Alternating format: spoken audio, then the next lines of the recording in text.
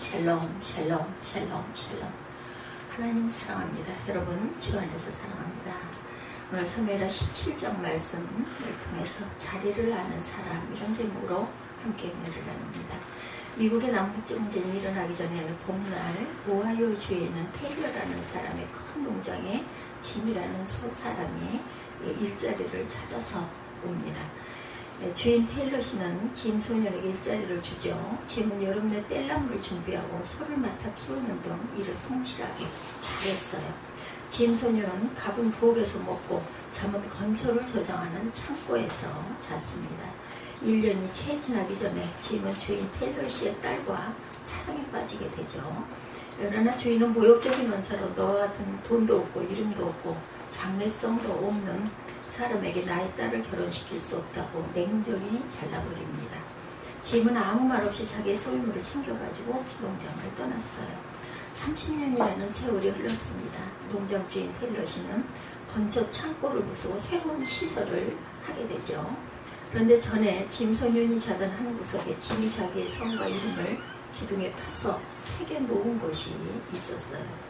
거기에 새겨진 이름은 제임스 A. 가필드였습니다.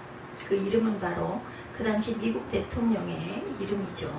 가필드는 오하이오주 오렌지 카운티에서 태어나 1800 오렌지 카운티입니다. 오렌지 카운티에서 태어나 1881년에 미국 20대 대통령이 되죠. 이 이야기를 들으니 정말 기가 막히다 하는 생각이 들지 않으십니까? 조금만 생각을 달리 했더라면 하는 아쉬움이 들죠. 사람들은 이렇게 앞날을 알지 못하기 때문에 나름대로의 생각과 판단으로 어떤 일을 선택하고 결정하기도 합니다. 그리스도인의 지혜로움은 이런 데서 빛을 발하죠. 왜냐하면 한 치 앞도 알지 못하는 자신의 판단을 의지하지 않고 세상을 주관하시는 하나님을 의지하기 때문입니다.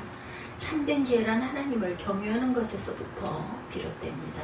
오늘 본문에서는 이런 안타까움이 아니라 정말 지혜로운 판단과 선택이 돋보이는 이야기가 나와요. 본문에 다윗의 위기를 당했을 때 그와 그의 군대를 도운 세 사람의 이름이 기록되어 있어요. 소바와 마길과 바르실레가 바로 그들입니다. 특히 바르실레는 바실레라고도 불리죠. 나이가 많은 길르앗 사람이며 아주 거부였다, 이렇게 설명이 되어 있어요. 이 사람은 이방이면서 좋은 선택을 하여서 다윗으로부터 은혜를 입었고 선한 인물로 역사에 남게 되었어요. 다윗이 총애를 받았던 바르실레를 중심으로 자신의 자리를 아는 지혜로운 사람에 대해서 살펴봅니다. 바실레라는 나이가 80이나 되는 노인이었고 또한 암몬 족속으로 또한 이방인이기도 했어요. 바실레는. 그렇지만 뛰어난 판단력을 가지고 좋은 길을 선택합니다. 당시의 상황으로서는 그 길을 선택하기가 아마 쉽지 않았을 거예요. 당시의 상황을 보면 바실레가 다윗을 도운 때에는 다윗의 세 번째 아들인 압살롬이 반역을 일으켜서 다윗을 대적할 때죠. 다윗은 아들의 반역으로 쫓겨나서 마하나임으로 도망을 쳤어요. 이 마하나임은 요단 동쪽에 있는 천연 요새로 많은 사람들이 피난처로 삼았던 곳이기도 합니다. 압살롬은 계획적으로 몇 년 동안 백성들의 마음을 사서 어느 날 자신을 왕으로 선포합니다. 거의 모든 백성들이 압살롬을 지지하죠. 압살롬은 자신의 외모와 인기로 백성들의 마음을 빼앗고 아버지를 배반한 것입니다. 압살롬의 반역을 피해 급하게 도망쳐 나온 다윗과 그를 추종하던 신복이dem은 몹시 지쳐 있었어요. 그때 다윗 일행을 위해서 선행을 베푼 사람이 있었죠. 그들은 암몬 족속에 속한 소비와 마길과 바실레, 오늘 말씀의 주인공이죠. 이들은 피난길에 지치고 굶주린 다윗과 그 일행에게 씻을 수 있게 해주었고 쉴 곳과 음식을 제공해 줍니다. 그들의 대접은 아주 흑진하고 풍성했죠. 패자에게 선을 베푼다는 것이 쉬운 일이 아닙니다. 사무엘하 16장 5절에서 8절에는 다윗이 이령과 함께 도망을 치던 때는 이때다 하고 다윗을 저주한 사람들이 있었죠. 사람들은 시대가 어수선해지면 머리가 아주 빨라집니다. 어느 쪽에 힘이 강한지를 저울질해보고 강한 쪽으로 기울기 마련이죠. 멀리 볼 것도 없이 우리 정치계 안에도 이런 일들이 비일비재합니다. 그런데 다윗은 어느 모로 보나 이미 세력이 기울고 있는 그런 사람이었죠. 기울고 있는 세력을 돕는다는 것은 모험이에요. 신흥 세력에 의해서 해를 당할 수도 있기 때문입니다. 그러나 바실레는 그러한 계산을 하지 않고 어려운 처지에 있는 다윗을 아주 선대했어요. 29절에 보면 이는 저희 생각에 백성이 들에서 시장하고 본하고 목마르겠다 하니더라. 그들이 다윗 이름을 도운 동기를 기록하고 있어요.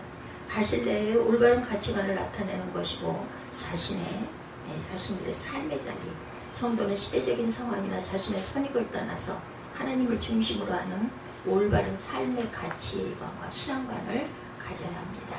세상의 유행을 따라 변하는 가치관이나 세월의 흐름을 따라 이르듯이 포효하는 신앙은 결코 하나님의 은혜를 입지 못한다라는 것을 기억하시기 바랍니다.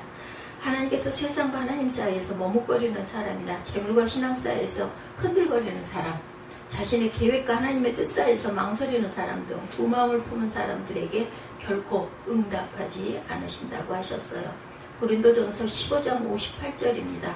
그러므로 내 사랑하는 형제들아 경고하며 흔들리지 말며 항상 주의 일에 더욱 힘쓰는 자들이 되라.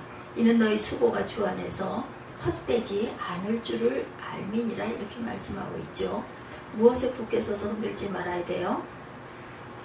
골로새서 1장 23절입니다. 만일 너희가 믿음에 거하고 토 위에 굳게 서서 너희 들은 바 복음의 소망에서 흔들리지 아니하면 그리하리라 이렇게 기록되어 있습니다. 물질 때문에 신앙이 흔들려서 결국은 죽임을 당한 발람 선지자가 있고 신약에는 예수님의 제자인 가룟 유다와 물질을 버리지 못해 하나님을 떠난 부자 청년이 있어요. 그런데 그리스도인들이 처음부터 욕심을 가지고 세상적인 것에 현혹된 것이 아니죠. 처음에는 하나님을 의지하는 믿음 안에 소박한 소망을 가지고 있다가 필요에 의해서 조금씩 욕심이 생기고 결국 그 속에 빠져버리게 된다는 것. 인도의 성자 바바 하리다스가 그의 제자들에게 알려준 재미있는 이야기가 있습니다. 어떤 사람이 아무것도 가진 것이 없이 숲속에서 홀로 살았다고 그래요. 그런데 어느 날 친구가 성경 한 권을 주고 갑니다. 그 사람은 날마다 그 책을 읽었어요. 어느 날 쥐가 책을 다 갉아먹어버리고 쥐를 쫓기 위해서 고양이 한 마리를 기르게 되었다고 그러죠. 그런데 고양이에게 먹이를 우유가 필요하게 되자 젖소를 또한 키웁니다. 그래서 이 짐승들은 혼자서 돌볼 수가 없었어요. 생각 끝에 젖소를 돌봐줄 여자 한 사람을 구하죠. 숲속에서 몇 해를 지내는 동안 커다란 집과 아내와 두 아이와 고양이 떼와 젖소 그리고 여러 가지 잡다한 것들이 마련되게 됩니다. 이제 걱정이 되었어요. 아무것도 가진 것 없이 혼자 살 때 자신이 얼마나 행복했던가를 돌아보았다고 그러죠. 이제 그는 신을 생각하는 대신 아내와 자식과 젖소와 고양이 기를 일을 걱정하고 염려하게 되었다고 그러죠. 어쩌다가 이런 신세가 되었는지 곰곰이 생각해 보니 한 권의 책이 이토록 엉뚱한 사태를 몰고 온 것을 알고 한숨을 짓습니다. 이 성자는 제자들에게 하나의 소유물과 그에 대한 집착이 얼마나 큰 결과를 낳게 되는지를 가르치고 싶었던 거예요. 바실레는 자신이 평생 살아왔던 그 모습대로 다윗 이름을 대했어요. 이는 자신의 자리를 분명히 알고 있었던 사람임을 우리에게 알게 해줍니다. 이 사실을 뒷받침해주는 일, 사무엘하 19장 31절 39절에 다윗이 압살롬의 난을 평정하고 돌아올 때 일이 기록되어 있어요. 다윗은 자신의 위기에 도왔던 바실레를 평생 잊지 않습니다. 다윗은 바실레를 왕궁에 두고 그의 말년을 평안하게 보내게 하려고 하죠. 그러나 바실레는 결코 사용하면서 자신을 대신해서 아들을 추천하죠. 기마함이라는. 기마함이 누구인지는 분명치 않지만 바실레의 아들로 추측이 됩니다. 이는 바실레가 자신이 머물러야 할 자리를 아는 사람임을 나타내고 있어요. 동서고금을 막론하고 부귀영화와 권세를 싫어할 사람이 얼마나 되겠습니까?